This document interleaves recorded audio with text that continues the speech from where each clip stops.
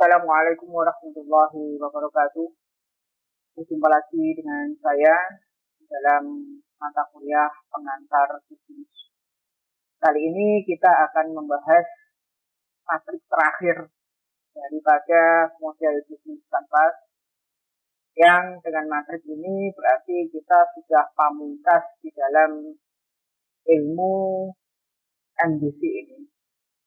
Walaupun ilmunya pamungkas, namun bukan berarti ilmu ini sempurna, melainkan kita harapkan kita akan terus menggali informasi-informasi dari para pakar, baik teoritis maupun praktisi. Maka dari itu, untuk yang terakhir nanti penugasan setelah task structure akan dibahas pada pertemuan berikutnya, yaitu validasi NDC. Jadi kita hanya membahas tentang penugasan saja. Di mana untuk validasi NDC ini akan memerlukan waktu yang cukup panjang, karena saudara perlu wawancara kepada pihak-pihak terkait dan juga perlu terjun lapang, baik online maupun offline. Karena masih di masa pandemi, maka diharapkan saudara bisa bijak di dalam menerapkan protokol kesehatan. Baik tatkala saudara wawancara secara offline, tatap muka, atau saudara wawancara secara online. Sehingga di sini perlu memperhatikan adab dan akhlaknya. Tapi nanti akan kita bahas setelah penugasan cost structure ini ya. Jadi kita masih ada 2 pekan lagi untuk ke validasi NDC. Baik, di dalam konteks pada saat ini kita akan membahas tentang makna cost structures dan teknik mengisi kolom cost structures pada model bisnis kanvas. Tentu untuk membahas cost structures, maka kita akan memahami keterkaitan antara cost structures dengan matrik yang lain. Yang pertama, apa yang dimaksud dengan cost structures? Cost structures yaitu biaya-biaya yang dikeluarkan.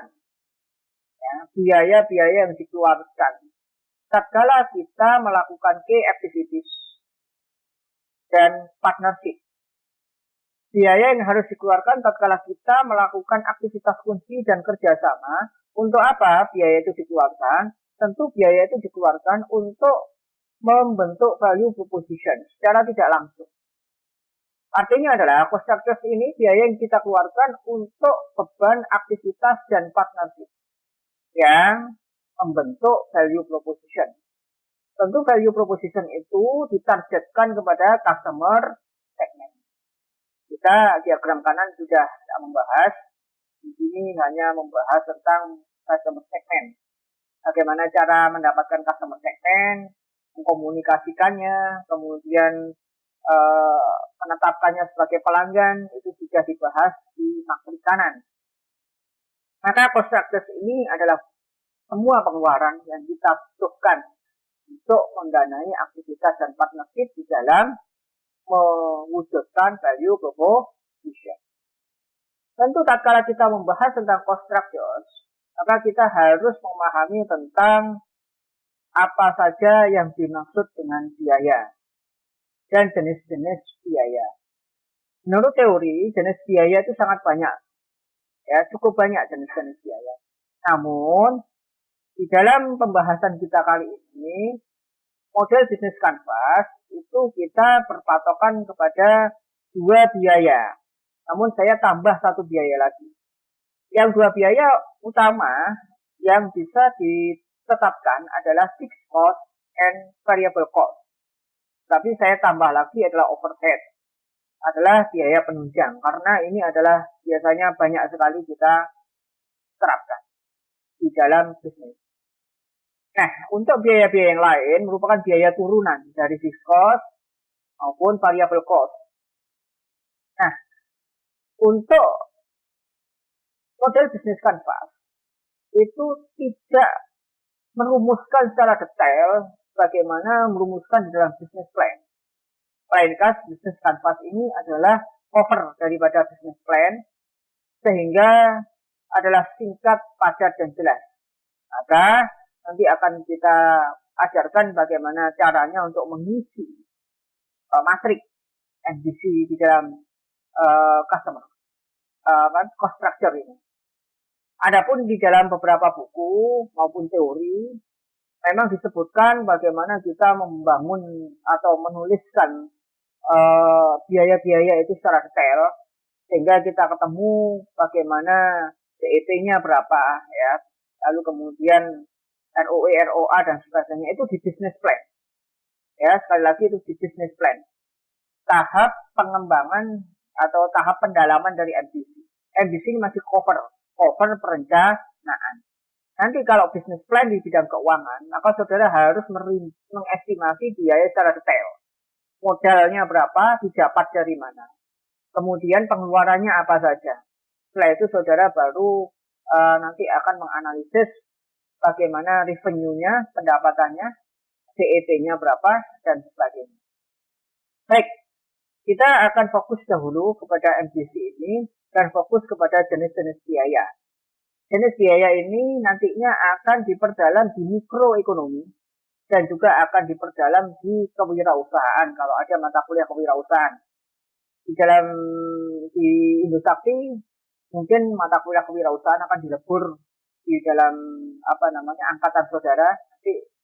Tetapi di kampus lain kewirausahaan ini tetap diajarkan, dan juga di manajemen keuangan biaya-biaya ini tentu akan dipelajari lebih lanjut.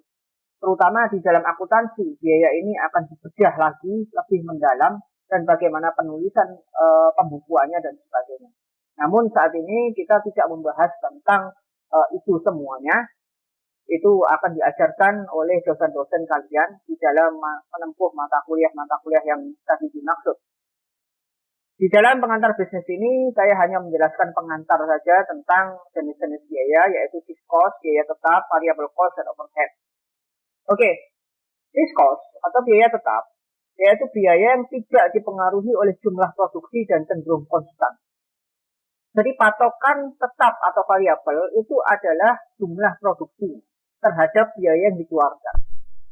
Fixed cost bukan berarti biaya itu tidak berubah. Bisa berubah. Tetapi dia tidak berubah di dalam satu proporsional dengan jumlah produksi yang dibuat. Fixed cost turunannya ada beberapa, namun kita akan membahas dua. Yang pertama adalah committed cost, yaitu biaya-biaya perusahaan yang dikomitmenkan untuk dikeluarkan di dalam rangka menunjang produksi. Jadi committed cost adalah biaya tetap yang memang dikomitmenkan untuk harus dikeluarkan. Kalau tidak dikeluarkan, maka bisa jadi produksi terhenti. Di dalam model business canvas, produksi ini menciptakan value proposition. Tetapi di dalam mikroekonomi, produksi ini menciptakan suatu produk yang bernilai. Maka nilai itulah nanti yang kita harapkan menjadi suatu daya tawar yang akan kita tawarkan kepada customer segment, kepada pelanggan maupun pembeli. Di mana committed cost ini biasanya bersifat jangka panjang.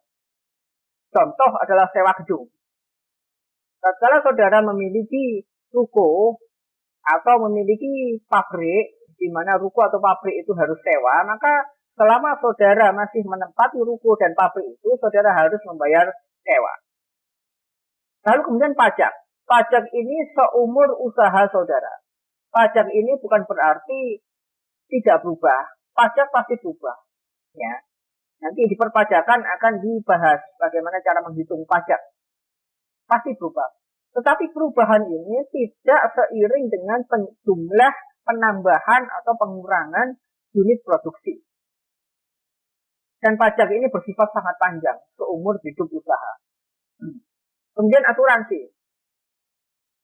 Ada beberapa hal yang harus diasuransikan di dalam usaha. Misal, kalau itu adalah tenaga kerja, berarti ada asuransi BPJS ketenagakerjaan dan kesehatan. untuk karyawan. Ya. Lalu kemudian juga asuransi-asuransi yang lain yang dikomitmenkan untuk kesejahteraan, baik itu kesejahteraan SDM maupun juga asuransi-asuransi lain untuk keselamatan dan sebagainya. Berikutnya adalah penyusutan. Penyusutan ini sudah pasti. Kalau saudara memiliki gedung, pasti gedung itu akan susut. Dan nilai penyusutan itu dapat ditaksir. Itu juga tatkala saudara memiliki kendaraan, transportasi kendaraan, maka kendaraan itu akan menyusut. Dan penyusutan itu dapat ditaksir berapa penyusutannya, sehingga di sini memunculkan biaya perawatan dan sebagainya. Ya, itu nanti kalau di akuntansi akan dipelajari lebih detail. Baik, kemudian yang kedua adalah direct discretionary fixed cost. Discretionary fixed cost yaitu biaya yang dapat dihapus untuk sementara waktu tatkala atau bila mana perusahaan memang akan menghemat kas jangka pendek.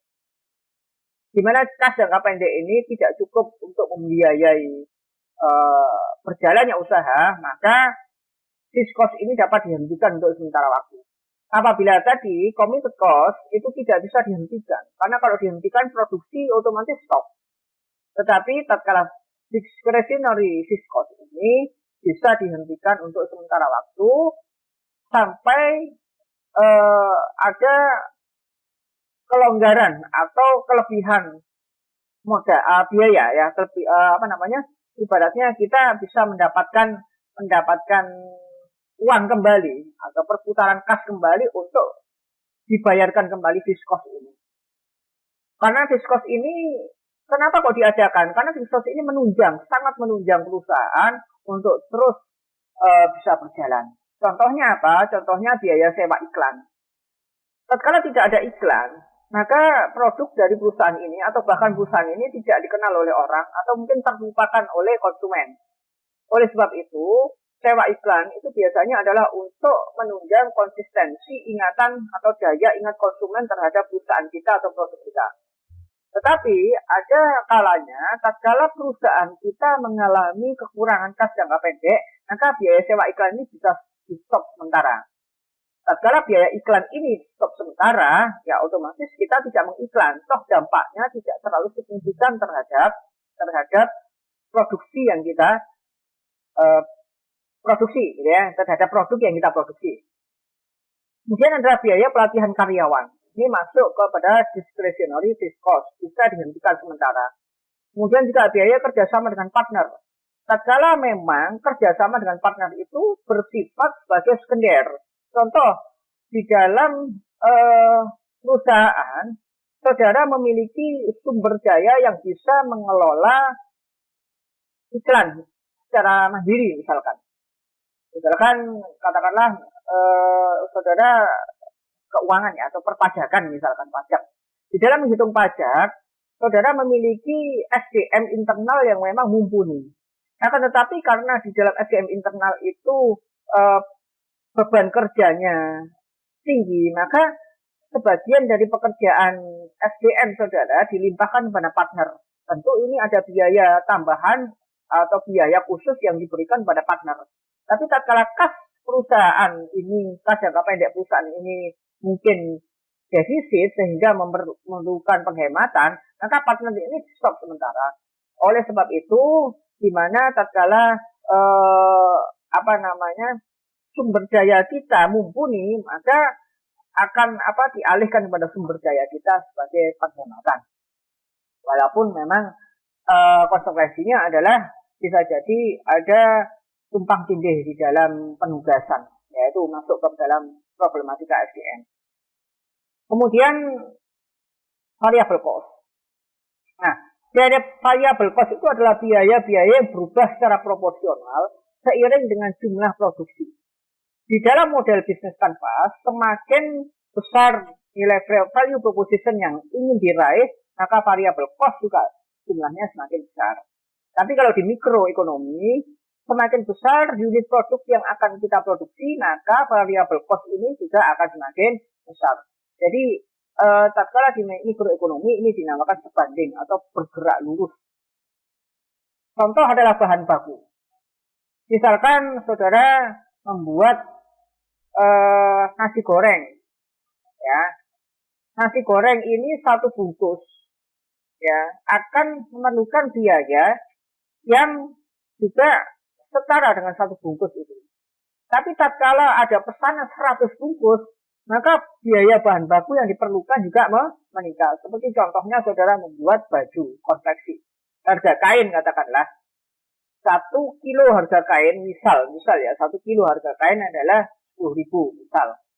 Tatkala itu produk 1 kilo harga kain dibuat untuk 100 unit baju. Tapi tatkala itu meningkat 1.000 unit baju, maka kita tinggal mengkalikan saja berapa biaya untuk sekian unit kain yang dibutuhkan. Saya pikir paham ya di sini, perhitungannya ada kepada mikroekonomi, itu sudah dijelaskan secara detail. Kemudian ya dimaksud variable cost juga bahan penunjang atau topping. Seperti membuat roti, itu bahan bakunya tepung, lalu kemudian telur, mentega. Tapi toppingnya ada, misalkan toppingnya koko chip, misalkan coklat, ya, atau mungkin yang lain sebagainya. Ini juga variable cost. Bertambah banyak kue tart yang dibuat, maka toppingnya pun juga semakin banyak. Kemudian upah tenaga kerja langsung. Upah tenaga kerja langsung, apa yang dimaksud dengan tenaga kerja langsung? Yaitu tenaga kerja yang langsung menangani produksi. Tetapi ingat, tenaga kerja langsung yang dimaksud variable cost itu adalah tenaga kerja langsung yang diberikan upah. Tatkala tenaga kerja langsung itu diberikan gaji, misal memberikan gaji, maka itu tidak masuk variable cost. Gaji itu tidak masuk variable cost. Yang dimaksud adalah upah. Sehingga tatkala tenaga kerja langsung itu menghasilkan atau menyelesaikan 10 unit barang produksi, itu tidak sama dengan tatkala tenaga kerja langsung itu menyelesaikan 100 unit produk yang diproduksi. Maka lebih besar pula kita akan membayar upah mereka. Kemudian adalah biaya transportasi. Ini berkaitan dengan jarak. Semakin jauh jarak kita mengirim barang-barang produk kita kepada rantai produksi berikutnya, misalkan kita adalah produsen ya kepada agen misalkan atau distributor, maka semakin besar pula biaya transportasi yang akan kita keluarkan untuk bahan bakarnya, untuk perawatannya dan sebagainya. Termasuk perawatan. Semakin kilometernya itu jauh, maka semakin juga kita membutuhkan ongkos perawatan yang tinggi, seperti ban, ya, mesin, rem dan sebagainya. Itu semakin jauh jaraknya, maka perawatannya akan semakin sering. Semakin jalannya itu ekstrim, menanjaknya ekstrim, ya, kemudian turunannya ekstrim, maka akan semakin sering perawatan rem, ya, kemudian komponen mesin dan sebagainya. Lalu kemudian adalah overhead cost. Overhead cost itu adalah biaya yang tidak terkait langsung dengan proses produksi, namun sangat vital peranannya. Tidak terkait langsung dengan proses produksi, tapi vital. Sehingga bila biaya ini tidak dikeluarkan, proses produksi akan terhenti sementara atau untuk selamanya. Dan overhead cost itu beda dengan fixed cost. Kalau fixed cost cenderung tetap, walaupun bisa berubah. Kalau overhead cost itu cenderung naik turun. Naik turunnya cepat. Ya. Contoh adalah biaya beban listrik. Biaya beban listrik itu bisa naik dan turun, entah itu seiring dengan jumlahnya produksi atau tidak. Tatkala misalkan saudara memproduksi baju yang menggunakan mesin jahit, ya. Tatkala baju itu diproduksi 10 unit produksi, kemudian menjadi 100 unit produksi, otomatis akan menambah waktu produksi atau waktu pemakaian listrik itu, otomatis overhead akan naik. Tetapi bisa jadi tidak. Saudara tetap 10 unit produksi itu aja yang dimainkan. Tetapi alat untuk memproduksi kain itu memerlukan listrik yang besar. Maka overheadnya, maka beban biaya listrik bisa naik. Tetapi konveksinya tetap. Atau mungkin saudara nambah AC. Ya, nambah AC. Kemudian nambah pembersih ruangan, karena sekarang musim corona, musim pandemi, harus ada pembersih ruangan untuk menetralisir ion-ion negatif, ya. Maka dengan ini saudara nambah biaya listrik. Tapi tetap saja unit produksi yang saudara buat gitu. Lalu kemudian PDAM. Nah, PDAM itu juga kalau di kita ya PDAM, perusahaan daerah air minum. Entah itu terkait atau tidak terkait dengan produksi, tetapi tatkala tidak ada air, maka yang terjadi justru itu menghambat tenaga kerja untuk bekerja karena mereka butuh air minum misalkan, atau mungkin hanya kudu ya mandi atau yang lain-lain. Air ini sangat penting. Mungkin kakus dan sebagainya ini butuh air. Berikutnya adalah biaya sewa provider internet. Kalau misal internet ini ada yang masuk overhead cost, ada yang masuk fixed cost, ya. Tatkala misalkan sewa provider internet ini adalah betul-betul untuk menunjang produksi, ya menunjang produksi. Misal saudara buka warnet, maka tidak bisa dikatakan sebagai overhead cost karena itu adalah yang paling utama untuk provider internet ini. Tetapi tatkala saudara membuka rumah makan, di situ saudara pasang wifi untuk menunjang kenyamanan pelanggan, maka di sini masuk kepada overhead cost. Nah, sekarang bagaimana cara menyusun cost structure pada MDC ini? Caranya gampang, karena ini masih MDC bersifat cover, ya. Cover adalah masih bersifat, kalau buku itu di paling depan, kita memperkenalkan portofolio kepada para investor itu, agar investor itu tertarik, maka kita harus bikin model semenarik mungkin, ya. Baru kemudian setelah MDC, baru kemudian adalah business plan.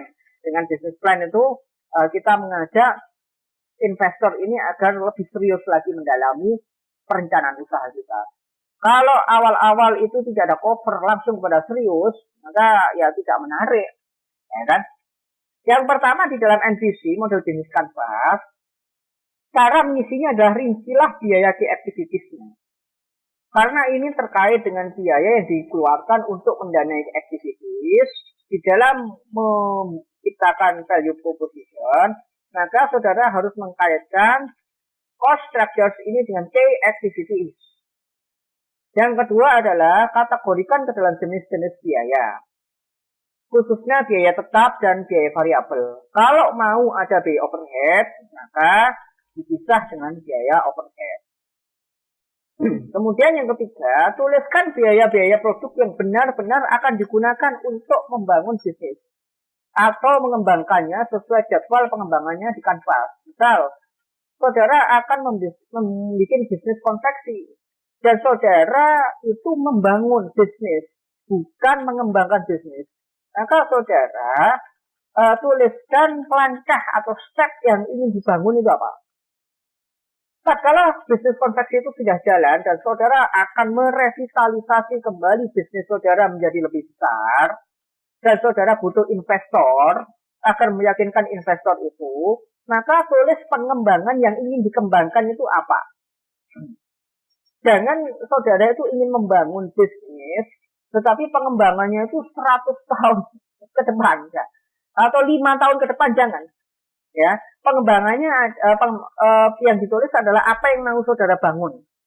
Begitu juga tatkala saudara mau merevitalisasi bisnis, mau mengembangkan bisnis, maka saudara tulis di dalam cost structure itu adalah apa yang mau dikembangkan.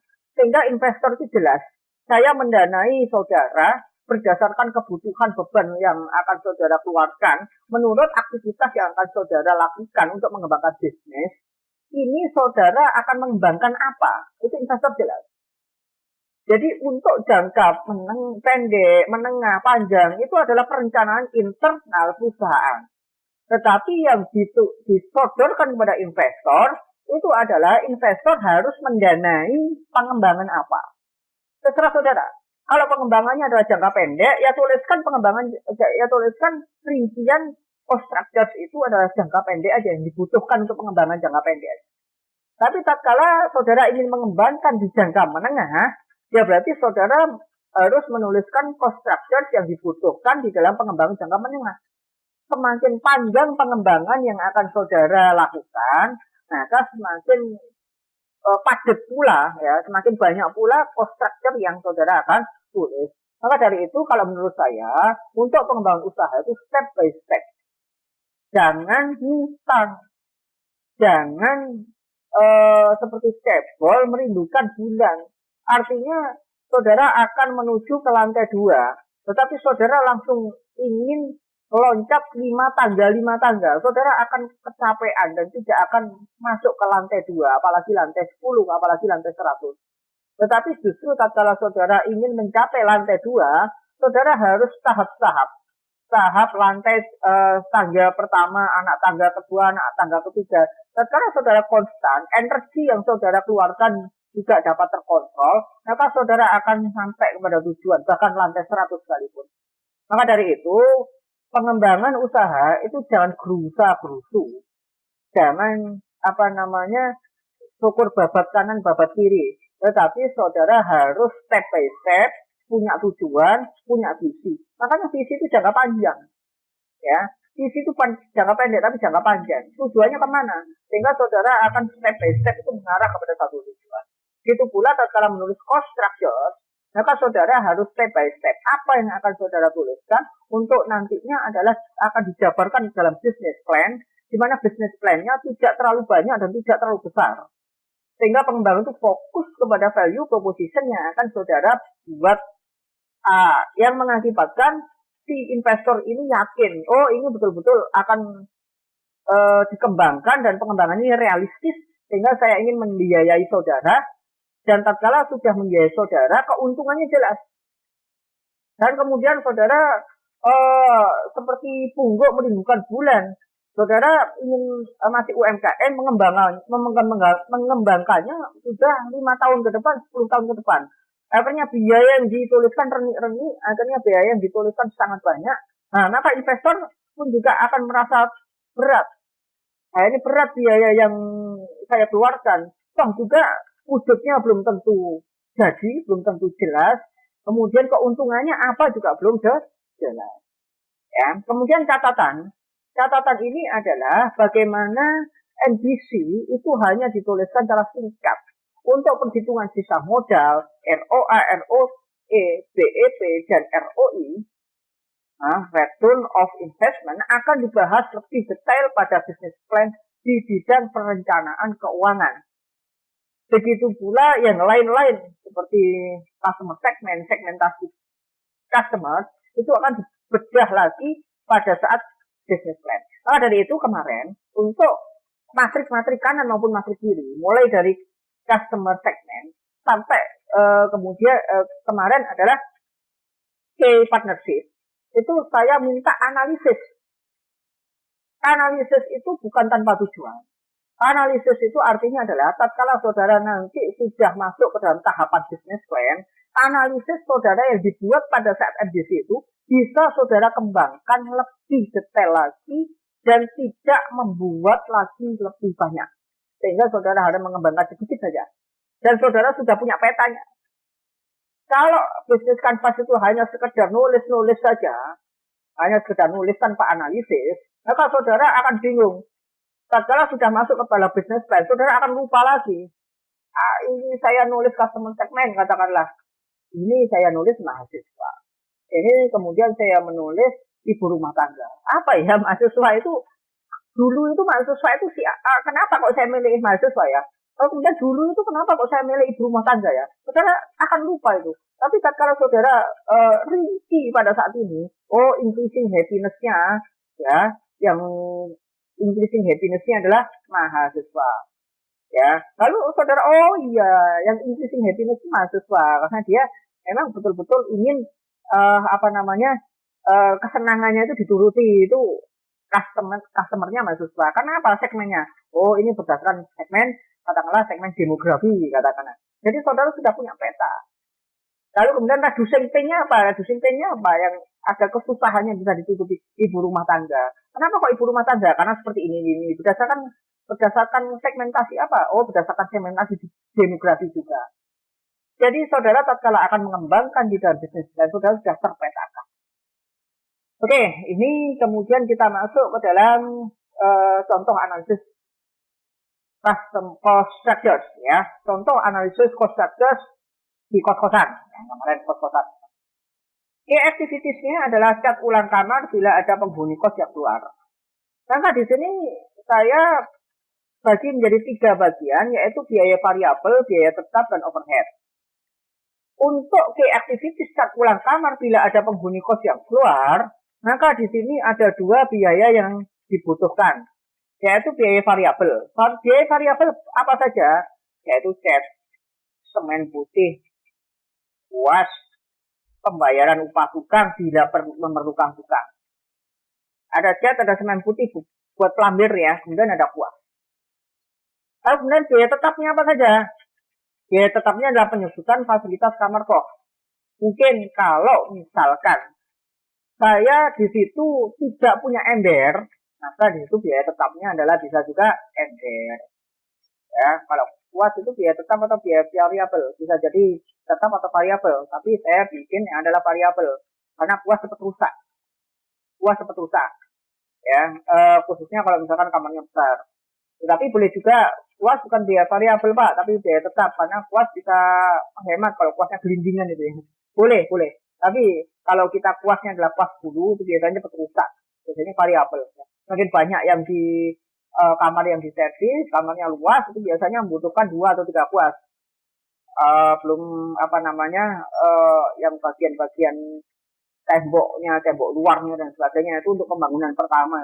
Untuk nambah kamar ya. Tapi kalau cat ulang kamar, kalau kamarnya udah luas, udah rusak gitu ya. Setelah dipelambir kita harus luas, pasti kuasnya nggak pas kalau misalkan hanya 1, pasti butuh 2 lah ini. Tapi kalau misalkan kuasnya yang dindingan atau saudara menyatakan bahwasanya kuas ini bisa dihemat kok Pak, ya berarti bisa biaya tetap. Tapi kalau misalkan saudara ember katakanlah, lalu kemudian apalagi alat-alat pertukangan yang lain, tapi misalkan atau mungkin amplas misalkan, nah, tapi amplas itu masuk variabel ya karena sangat cepat sekali kerusakannya. Maka di sini bisa dituliskan. Kenapa Pak ember nggak ditulis di sini? Kenapa juga capi nggak ditulis di sini? Karena memang kita sudah punya. Di sini adalah pengembangan saja. Nah gitu loh ya. Tapi kalau kita belum punya, maka akan saya tulis ember biaya tetap. Overheadnya, cat ulang kamar bila ada penghuni kos keluar itu nggak ada overhead. Ya. Lalu kemudian activities adalah pencatatan pembayaran. Biaya variabelnya apa? Nggak ada. Yang ada adalah biaya tetap, adalah penyusutan ATK, pulpen, buku, kwitansi dan sebagainya. Ya, termasuk kalkulator itu kan penyusutannya. Kemudian overheadnya nggak ada. Untuk activities, saya kebersihan rutin. Saya kebersihan rutin di sini ada biaya variabelnya adalah sabun pel. Ya, kemudian biaya tetapnya adalah penyusutan peralatan kebersihan. Overheadnya kalau misalkan saudara pakai air ya, maka overheadnya bisa dituliskan di sini PDAM. Ya, saya tulis sini ya, PDAM. Misal ini biaya tetapnya belum adalah ember, nah, boleh aja. Atau mungkin kuasnya dimasukkan ke sini. Ya, tapi saya contohnya adalah kuas variabel. Ya, misalkan PDAM, beban air. Nah, ini masuk kepada overhead untuk kebersihan ini ya. Lalu kemudian perawatan CCTV untuk biaya variabelnya nggak ada variabel. Maksud variabel nggak ada. Biaya tetapnya adalah penyusutan CCTV dan decoder, ada alat perekamnya. Dan overheadnya banyak, ada beban listrik, ada biaya provider internet, ya. PDAM nggak masuk dong. Masa perawatan CCTV butuh air, gitu kan. Nah, jadi ini yang sesuai dengan activitiesnya. Dan lain-lain itu adalah untuk menunjang value proposition itu sendiri di per bulannya, ya, atau paling tidak di per satuan. Satuan anak kos ini biasanya keluar biasanya per tahunan, atau ya per tahun itu anak kos masih ada yang keluar masuk. Nah ini maka di situ biaya lain-lain dalam 1 tahunnya. Kenapa kok 1 tahun? Karena dalam 1 tahun itu biasanya di bulan-bulan Juni, Juli, Agustus, September itu pasti ada perputaran keluar masuknya anak kos. Karena ada yang sudah lulus, ada yang masuk lagi, anak mahasiswa baru, itu di situ pasti. Maka perencanaannya adalah 1 tahunan. Yaitu adalah biaya tetapnya adalah pajak kos bulanan, tetap ya. Untuk biayanya adalah pajak pos bulanan, pajak itu masuk biaya tetap, PBB tahunan, pajak bumi dan bangunan, dan biaya keamanan. Biaya keamanan masuk kepada biaya tetap. Ya. Lalu kemudian overheadnya adalah PDAM dan biaya kebersihan lingkungan. Kenapa kok overheadnya masuk di sini? Karena untuk kebersihan lingkungan tidak langsung lingkungan ya, lingkungan sekitar kos-kosan ya, itu adalah tidak langsung dirasakan untuk memutuskan PP itu sendiri. Karena lingkungan itu juga masuk kepada masyarakat, ya, kemasyarakatan. Kalau keamanan itu juga masuk yang dirasakan anak kos sendiri. Maka di situ saya pisah jadi biaya overhead, ya. Kalau misalkan ada pendapat lain, monggo silakan. Biaya kebersihan lingkungan masuk biaya tetap Pak, bukan biaya overhead ya. Boleh silakan karena itu kita masukkan ke lingkungan, boleh. Tapi nanti permasalahan akuntansi tidak ada konsekuensinya gitu loh ya. Kemudian ini di ambisinya. Ini analisisnya. Ya, saudara analisisnya begini.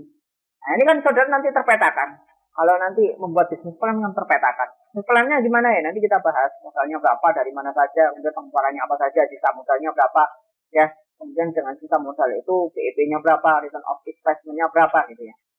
Lalu kemudian di sini, bisnis kanvas harus seperti ini. Coba lihat ini ya, bisnis kanvas harus seperti ini. Cost structure, biaya cat ulang kamar, 4 biaya variabel dan 1 biaya tetap. Pencatatan pembayaran, 1 biaya tetap. Cek kebersihan rutin, 1 biaya variabel dan 1 biaya tetap. Pak, mungkin ada pel-pelannya juga Pak. Ya kalau saudara belum punya pel-pelan ya masuk ke biaya tetap. Fixed cost, ya kan. Tapi kalau misalkan saudara udah punya, ngapain dimasukkan pengembangan, ya kan. Kemudian perawatan CCTV 2 biaya tetap dan 2 overhead. Lain-lain 3 biaya tetap dan 2 overhead. Itu saudara, ya. Jadi kita gampang, tetapi tidak menggampangkan, ya. Jadi kita di dalam MDC itu kita covernya harus semenarik mungkin agar investor itu, atau misalkan kalau kita butuh investor ya, dengan investor itu kita tertarik dengan realistis dan juga ide-ide kita untuk membangun bisnis. Demikian dari saya, mungkin ini pertemuan terakhir ya yang saya bahas pada Matrix. Untuk pertemuan selanjutnya untuk video mungkin sementara ya saya upload sementara di YouTube, lalu kemudian saya hapus lagi. Karena apa? Karena video terakhir dan yang paling akhir ini adalah penugasan saudara untuk memvalidasi SDG. Kemudian kurang lebihnya mohon maaf, sampai berjumpa di lain kesempatan di mata kuliah yang lain dengan saya, mudah-mudahan secara offline bukan online lagi. Kurang lebihnya mohon maaf. Assalamualaikum warahmatullahi wabarakatuh dan sampai jumpa. Selamat, semangat, dan selamat berkarya.